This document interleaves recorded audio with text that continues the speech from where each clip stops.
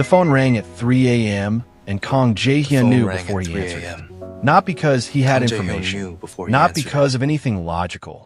He knew the way a man knows when the thing he has spent a year carefully not thinking about has just walked back through the door he locked it behind. He listened. He said 4 words. He ended the call.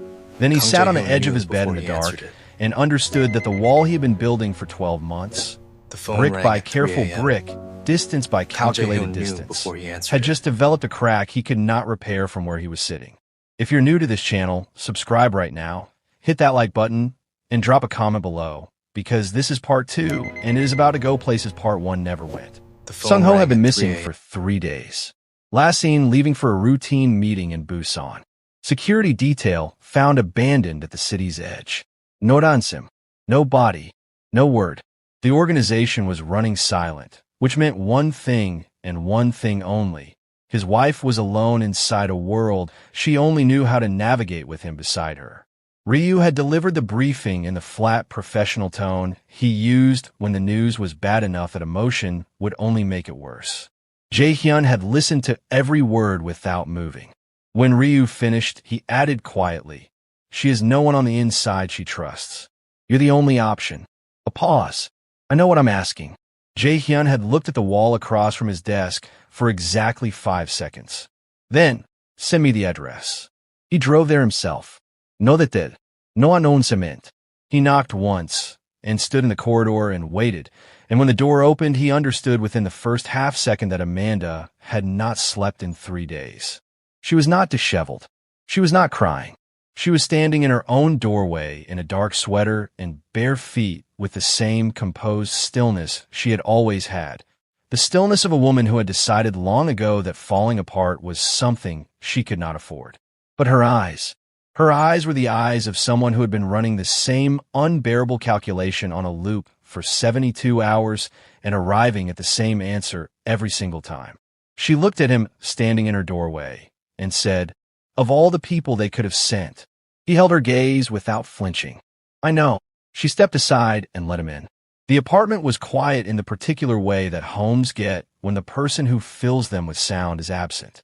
Sung-ho's jacket was draped over the back of a chair. His coffee mug was still on the counter. The small, ordinary evidence of a life interrupted. Jae-heon noticed all of it and said nothing. They sat across from each other at the dining table. The same careful distance they had always maintained since the wedding, since the corridor, since the study, since every moment they had navigated by the unspoken agreement that some things were better left in the rooms where they happened. Amanda spoke first. "I want real information, not managed updates. Not whatever version of events you've decided I can handle." "Understood. I mean it, Jae-heon. If you sit across from me and give me half the picture because you think it will protect me, I will find the other half myself. And that will waste both our time." He studied her for a moment. Then he opened the briefing file and slid it across the table without a single condition attached. She read every page. She didn't rush it. She didn't react visibly to any of it, which told him more about her than any reaction would have. When she finished, he set the last page down and looked up. The meeting coordinates. They were changed 48 hours before he left. Jae-heon went very still. "How do you know that?" "Because Sung-ho told me the original location 3 weeks ago. Casually. Over dinner." She held his gaze. "The location in this file is not the same place." The silence that followed was the silence of something shifting beneath the surface of everything. Jae-heon looked at the file, then back at her. "You're certain?" "I don't say things I'm not certain of." He believed her immediately and completely. He pulled out his phone and made a call that lasted 45 seconds. When it ended, he set the phone on the table and looked at Amanda with an expression she had never seen on him before. Not cold, not controlled, not the unreadable mask he wore in every room he entered. What she saw was something far more dangerous. She was looking at a man who had just understood that someone Sung-ho trusted had set him up, and who had already decided what that meant for them. "This wasn't random," she said quietly. "No, someone inside arranged this." "Yes." She absorbed that without flinching. Jae-heon watched her do it. Watched her take something that would have broken most people and fold it into fuel instead, and felt something move in his chest that he had no business feeling in this apartment, at this table, across from this woman. He stood up. "I'll take the guest room. Don't open the door for anyone." Amanda looked up at him. "Jae-hyun." He stopped. "Find him." He looked at her for 1 second. "I will." He walked down the corridor. Behind him, the apartment settled back into its terrible quiet, and Amanda sat alone at the table with her hands flat on the white cloth and did not allow herself a single thing she couldn't afford. He found her at 2 a.m. in the kitchen. She was sitting at the counter with both hands wrapped around a mug of tea that had gone completely cold, staring at a fixed point on the wall with the focused emptiness of someone whose mind was running too fast to land anywhere. She didn't hear him come in. He sat down across from her without announcing himself and without asking permission. And when she finally registered his presence, she didn't startle. She just looked at him. The silence between them was different from every silence they had shared before. It wasn't loaded with the things they weren't saying.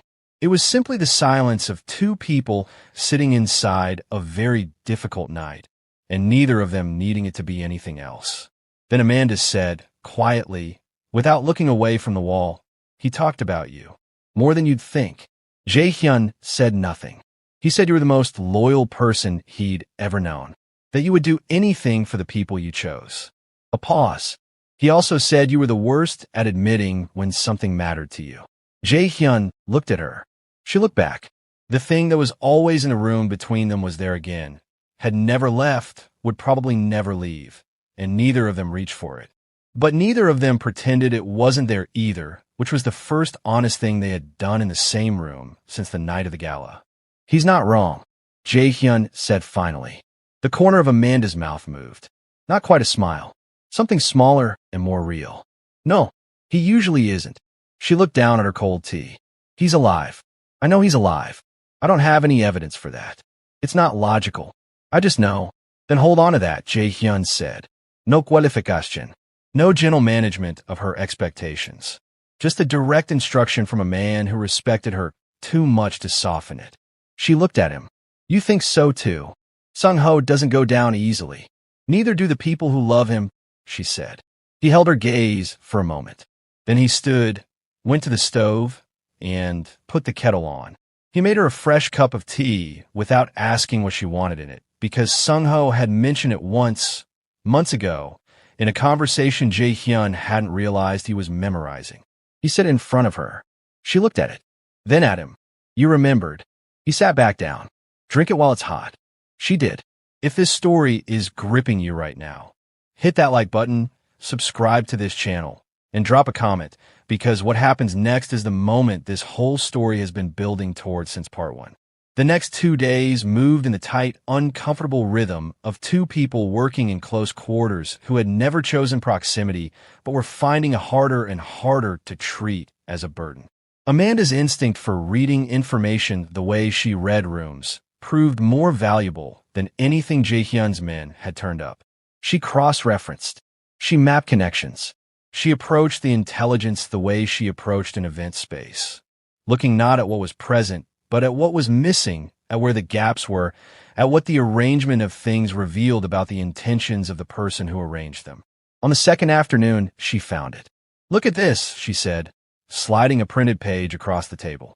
Jae-hyun looked. His jaw tightened by 1 degree. The faction contact Sung-ho was meeting. His secondary number was activated 6 weeks ago. Not 6 days. 6 weeks. She placed her finger on the date. This was planned before Sung-ho even knew the meeting existed. Someone fed him the meeting. Someone he trusted enough not to verify. The room went very quiet. "You understand what that means," Jae-hyun said. "Not a question. It means someone in your inner circle," Amanda said, and her voice was level and precise, decided that Sung-ho needed to disappear. Jae-hyun stood up slowly. He walked to the window. Amanda watched the transformation happen in real time, watched the composed, careful version of him that she had been sitting across from for 2 days recede, and watched what was underneath emerge. She had heard people talk about Kang Jae-heon's reputation her entire time working adjacent to this world. She had never fully understood it until this moment. She was looking at the version of him that had built an empire in a city full of dangerous men, and she understood completely why Sung-ho had always said he was the most dangerous person he knew. "Give me the full date sequence," he said. His voice had dropped a register. Completely controlled. Completely cold. She gave it to him without hesitation. He picked up his phone. He made 2 calls. The second one lasted 12 seconds and consisted almost entirely of instructions she couldn't fully hear, delivered in a tone that made her very glad she was not the person receiving them. When he turned back around, something had settled in his expression. "There's a facility outside Seoul. 2 hours. Our intelligence puts a high probability on that location." Amanda was already standing. "I'm coming." "No."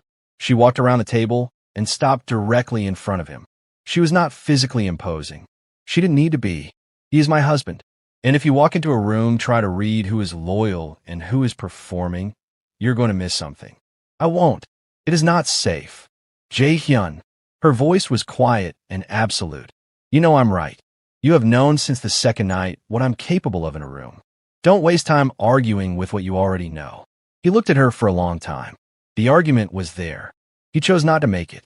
He picked up his jacket from the chair. "Stay behind me. At all times. If I say move, you move without asking why." Amanda held his gaze. "Agreed. I mean it. So do I." He walked to the door. She followed. And somewhere in the 2 seconds between picking up his keys and opening the door, Jae-heon understood that the most accurate thing anyone had ever said about him was that he was the worst at admitting when something mattered to him. Because if he were capable of admitting it, he would have to admit that the woman walking out the door beside him had mattered since the night of the gala, and he was not built for what came after that admission. So he didn't make it. He opened the door. He walked into the corridor, and he told himself the only thing that mattered right now was Sung-ho. He believed himself almost completely. They drove in silence for the first hour. The city fell away behind them, and the road opened into the dark, flat stretch of highway that connected Seoul to the places Seoul pretended didn't exist. Amanda sat with the briefing documents on her lap, not reading them. She had memorized them already, just holding them the way people hold objects when their hands need something to do so the rest of them can stay composed. At the 90-minute mark, she said, "If he's not there, he's there." Jae-hyun's voice was immediate and quiet. "You don't know that." "No, but I know Sung-ho has survived every room he was ever put in that he wasn't supposed to survive. That doesn't stop because the room got harder." Amanda looked at him. "How long have you known him?" 22 years. She was quiet for a moment. "He said you met when you were both nothing." "We were." "He said you built everything together." "We did." "Then you understand," she said carefully, "why I am not going to sit in an apartment and wait." Jae-hyun didn't answer, but his grip on the wheel adjusted. She noticed. She turned back to the window, and they drove the rest of the way in a silence that had stopped being uncomfortable and become something else. The silence of 2 people who had arrived without planning it, at a level of honesty they couldn't take back. The facility was a converted warehouse at the edge of an industrial complex that hadn't been operational in years. Jae-hyun's team was already positioned when they arrived. He went over the layout in 2 minutes flat. Amanda stood at the edge of the briefing, listening to everything, and when one of the men outlined the internal room configuration, she said, "There's a secondary access point. Loading corridor on the east side. If they move him after the initial transfer, that's the route they would have used. Lower visibility." The man looked at Jae-hyun. Jae-hyun looked at Amanda. "How do you know that?" "Because I have planned 17 events in facilities like this one. I know how people move through a space when they don't want to be seen." She met his eyes. "Check the east corridor first." He checked the east corridor first. Sung-ho was there. He was alive. Injured. A cut above his eye, his wrists marked from restraints. Moving with the stiffness of a man who had been in a confined space for 3 days, but entirely, completely himself. When Jae-hyun came through the door and Sung-ho looked up, the expression on his face was not the expression of a man being rescued. It was the expression of a man who had always known, at the deepest level of the 22 years between them, that this was exactly what would happen. Of course, it was Jae-hyun. It was always going to be Jae-hyun. "You took your time," Sung-ho said, his voice rough. "I had help," Jae-hyun said. Sung-ho's eyes moved past him to the doorway and found Amanda. And what crossed his face in that moment was something so unguarded and so complete that Jae-hyun looked away. Not because it hurt, because it was private, because it belonged to them and he understood his place in this room clearly enough to give it back. Amanda crossed to Sung-ho without running. She never ran. She moved with that particular unhurried purpose that was entirely her own. And when she reached him, she took his face in both her hands and looked at him the way you look at someone when you have spent 3 days inside the unbearable possibility of their absence. He brought one hand up to cover hers. Neither of them said anything. She pressed her forehead briefly to his and closed her eyes, and in that small private gesture, all of the composure she had held absolutely for 3 days came apart at the edges, quietly, in the one place she had always been able to put it down. From the doorway of the corridor, Jae-hyun watched for exactly 1 moment. Then he turned and walked out. In the corridor alone, he stood with his back against the wall and looked at the ceiling and stayed there until the thing moving through his chest finished moving. It was not grief exactly. It was not regret exactly. It was the specific and clarifying feeling of a man who has just done the most important thing in his life and who understands with complete certainty that the reward for doing it correctly is standing in a room he will never be the center of. He had known that coming in. He had come anyway. That, he thought, was probably the most honest thing he had ever done. They drove back to Seoul in the early hours of the morning. Sung-ho slept in the back seat, Amanda's hand in his. Jae-hyun drove and did not look in the mirror. 3 days later, he collected the last of his things from the apartment. There was very little. He had always traveled light in all areas of his life. Amanda walked him to the door. They stood in the same doorway where this had begun, and for a moment neither of them spoke. "You found him," she said. "You found the location." "I just drove." She looked at him steadily. "Don't do that." "Do what?" "Minimize what you did. He's alive because of you. He's been alive for 22 years partly because of you. Don't stand in my doorway and make yourself smaller than you are." Something shifted in Jae-hyun's expression. Not the wall coming down. He would never be a man without the wall. It was structural at this point, but a small and genuine acknowledgement that she had seen him. Not the version he performed. The real one.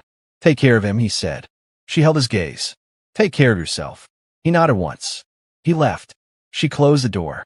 He walked to his car through the early morning quiet of the city that still rearranged itself around him and drove back through streets that had not changed toward a penthouse that was exactly as he had left it, and understood that he was not the same man who had knocked on that door 10 days ago. He had gone in carrying a 12-month wall. He was coming back with something lighter and something heavier at the same time. The particular freedom of a debt paid in full, and the particular weight of knowing exactly what you are capable of when it is already too late to spend it on yourself. Some things are not tragedies. Some things are the precise and permanent cost of who you chose to be before you knew better. The only dignified thing, the only truly loyal thing, is to pay it completely without bargaining, without asking for anything in return, and without looking in the mirror on the way out. Kang Jae-heon had been right about one thing from the very beginning. She was a distraction. She had distracted him from every version of himself that was smaller than what she deserved. And in doing so, she had made him, in the end, into something close to the man his best friend had always told him he was capable of being. He drove home. The city glittered around him. He did not look back. If part 2 hit different for you, subscribe to this channel right now, like this video, and drop a comment. Should Jae-hyun get his own story, or has he paid enough? We read every single comment. See you in the next one.